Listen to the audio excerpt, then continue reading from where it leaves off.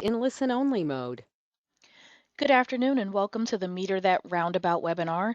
My name is Paula Hyman from the Ohio LTAP Center. If you will please at this time, go ahead and locate the questions pod. That's how you're going to ask questions throughout today's presentation. Go ahead and put a hi, hello into that section just to familiarize yourself with where it's at and how it's where it's located.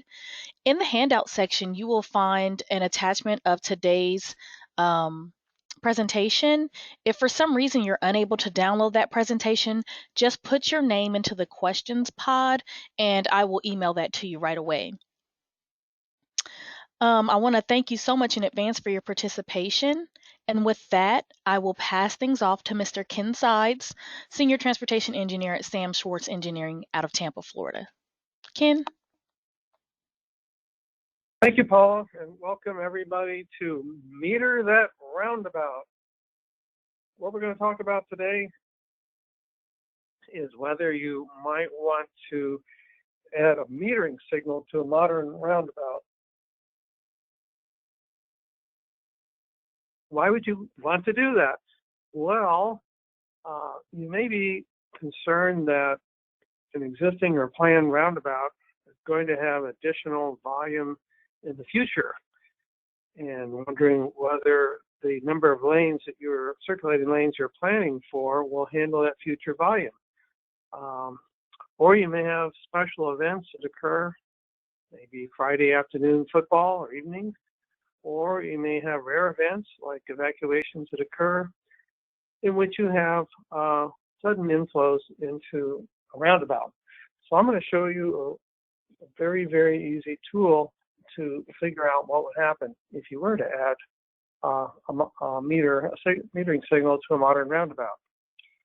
So there are various reasons why you might do it, as I mentioned a moment ago.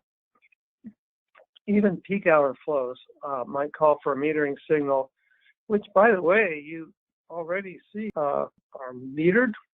They have to stop at the signal and go when the meter tells them to do that. So metering signals are already present here in the United States, and you see them operating at peak hour. So that's not such an unusual thing to think of. And then there's unusual events like emergencies and also seasonal events like spring and Clearwater, case study to look at today.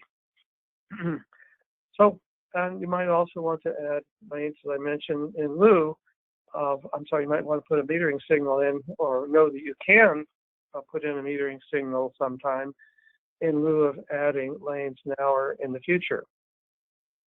So we're going to look how you would do this, a little easy way to determine what would happen if you did. A different project, it was purely a project for Clearwater Beach, which was underperforming in the 90s, 10 years into the greatest boom that Earth had ever experienced. Remember those days? So it was to be and was a signature project that would create a sense of arrival and a sense of place, all for economic development. And here's some examples of the what it cost, and here's what some of the other things cost. All right, and here are some examples 2 years down. So let's take a closer look. North is up. The main one on the right is the city of Clearwater downtown. DOT built a new bridge there over the Intracoastal Waterway, which you can see where it's been dredged, where these boats are. Those are spoil islands here from the dredging, okay? And north is up. This is where we're looking at. It's basically 60 all the way across the Pinellas Peninsula. At 3:30 in the afternoon when the afternoon thunderstorms arrive. And those are called rain event preemptions. Summer afternoon storms would arrive, everybody at the beach packs up and leaves. These are detected by rain sensors that had been in place for a long time before the 1990s. And special timing plans would then go into effect. So the 14 signals along State Road 60 had longer green time eastbound for all that traffic leaving the beach around 3 or 3:30 on Sunday afternoons. This is looking toward the Gulf of Mexico. Before this looked like that.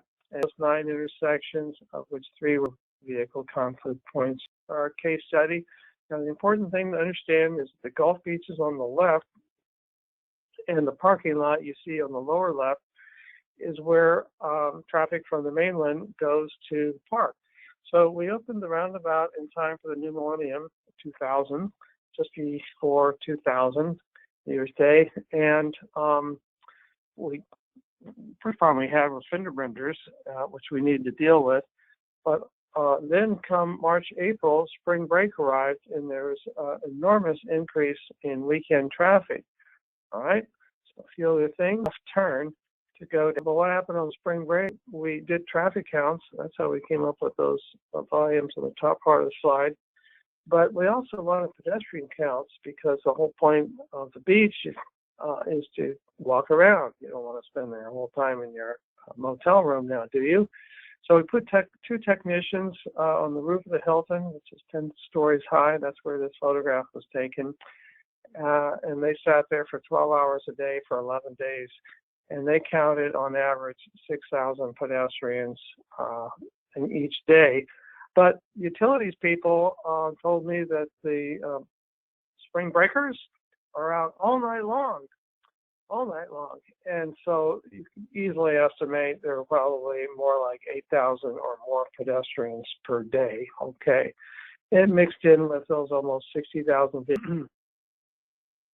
That's a crosswalk.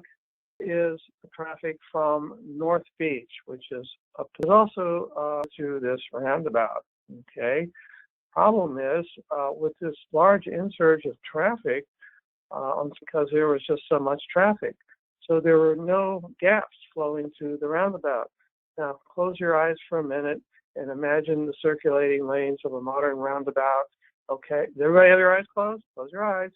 Now imagine vehicles circulating round and round, okay, in the circulating lane.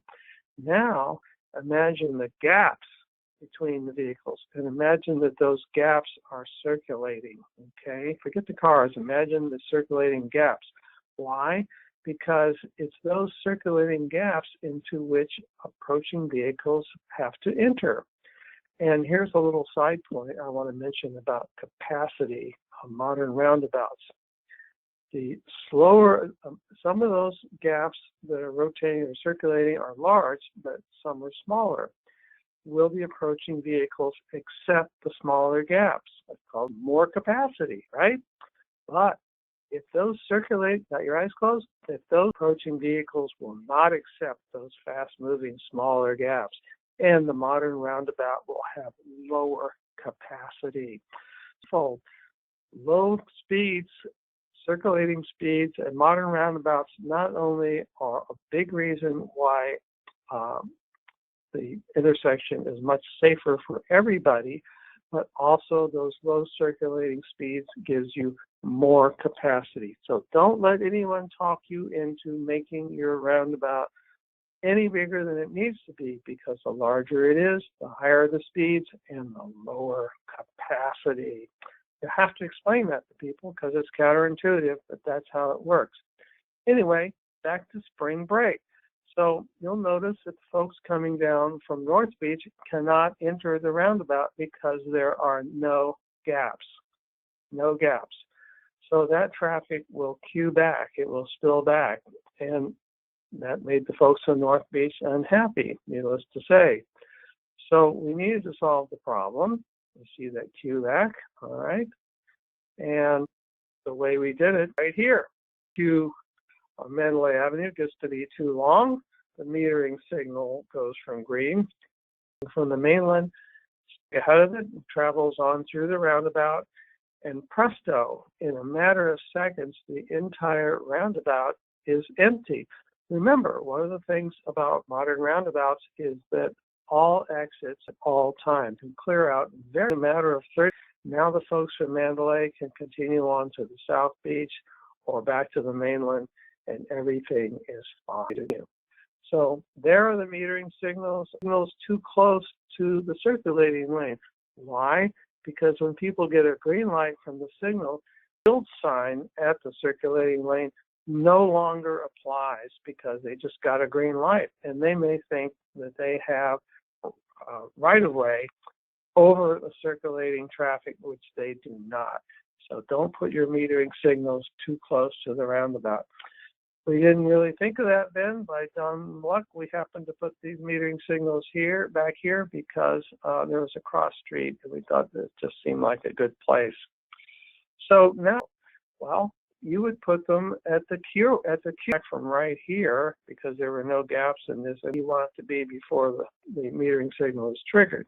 So you could put it right there, for example. And you could put different occasions. Easy peasy. It's not hard to do. By the way, there's also a way roundabout. And the fire folks said, hey, you know what? It would be nice when we have to go south if the roundabout were empty of vehicles when we got there. Not just on spring break, but just on your everyday fire.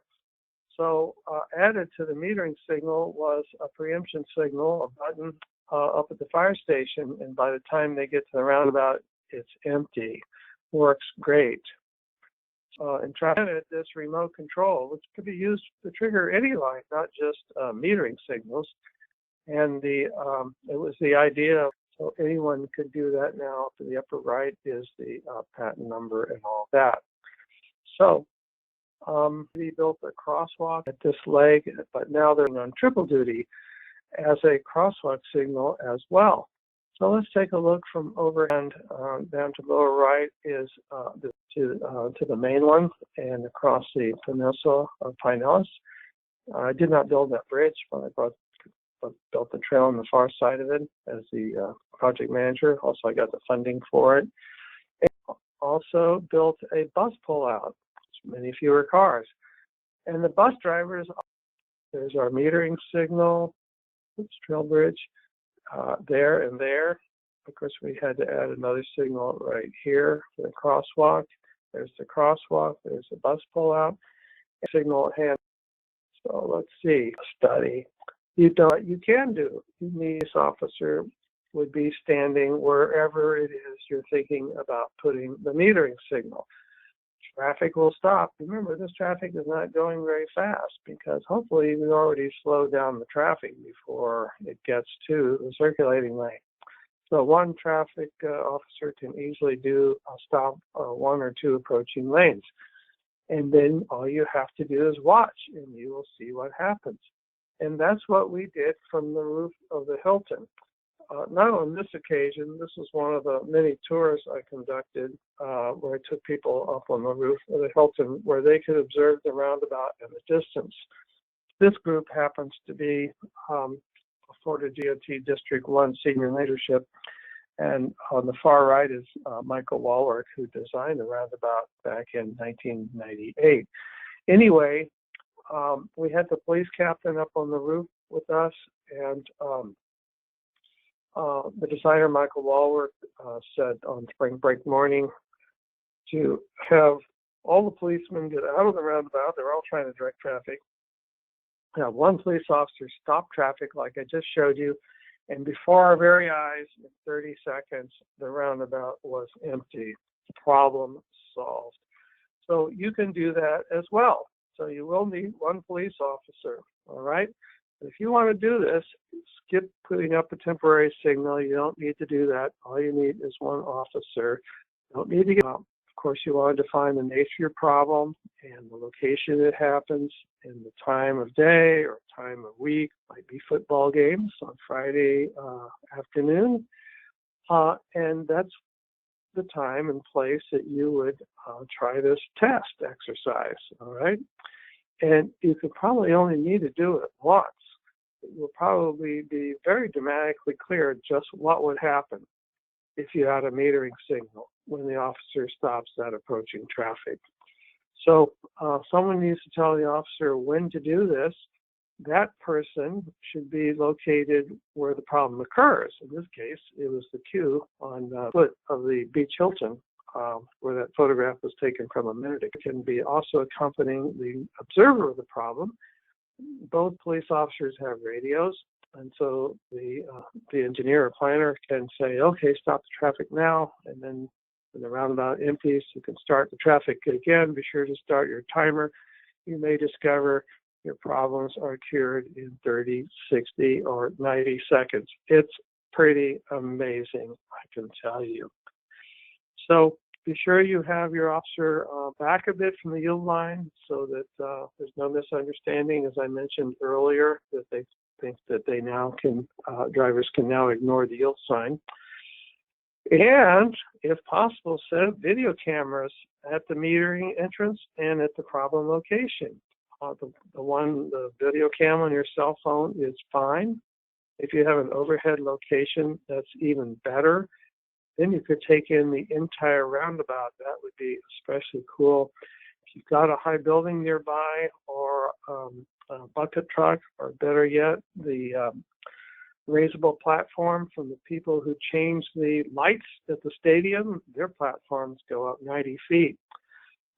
You can shoot video from there or just get a drone. Call your local real estate person and say, hey, I need 15 minutes worth of drone footage. Anyway, as far as counts and timing and all the things that happen, you can get that later off the video. So you don't have to set up any data collection equipment ahead of time. Just go out there with 2 police officers, and if you've got it, a drone, and stop traffic at the time of day the problem occurs. So that's all there is to it. No need to make it fancy. No need to put in a temporary metering signal or anything like that.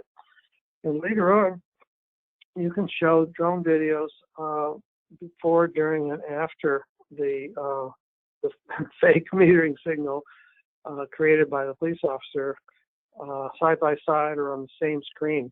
That will be very handy when you need to go get money for your metering signal, and you can show everybody, including the people with purse strings, how your metering signal will solve the problem. And that's it. I just told you a real easy way to find out what would happen if you put in a metering signal at one of your roundabouts. Are there any questions?